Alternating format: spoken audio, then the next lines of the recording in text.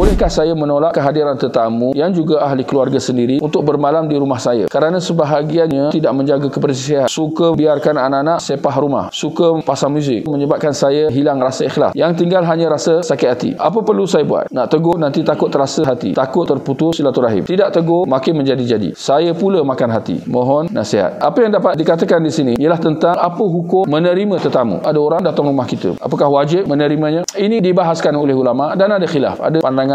Tinggal lagi majoriti ulama mengatakan bahawa hukum menerima tetamu tidak wajib, bahkan sunat muakkad, yang perkara yang sangat-sangat dianjurkan, tetapi tidak sampai wajib. Kalau wajib, kalau tak terima berdosa, betul. Jadi majoriti ulama kata hukum menerima tetamu ini adalah sunat muakkad. Dan ada yang membezakan kalau di bandar dengan di pedalaman, di mana perkara itu lebih ditekankan. Kalau di pedalaman, ialah kita boleh bayangkanlah orang tu datang dari jauh-jauh, kemudian dia tidak diterima untuk bertamu. Walau apa pun, jumhur ulama mengatakan hukumnya sunat muakkad dan tidak ada halangan untuk menolak daripada menerima tetamu. Kalau kita ada hal lah, kita ada urusan, kita kesibukan, apakah itu sebab untuk menolak tetamu? Boleh, tidak ada masalah. Apatah lagi kalau seperti yang telah disebutkan dalam pertanyaan tadi, bahawa tetamu itu mereka boleh menyebabkan perkara dosa. Seperti kalau mereka, orang kata mulut jahat, kalau bertamu je mengumpat contoh, atau tidak menjaga pergaulan misalnya, maka ini menguatkan lagi lah sebab untuk nak menolak kehadiran tetamu yang seperti itu.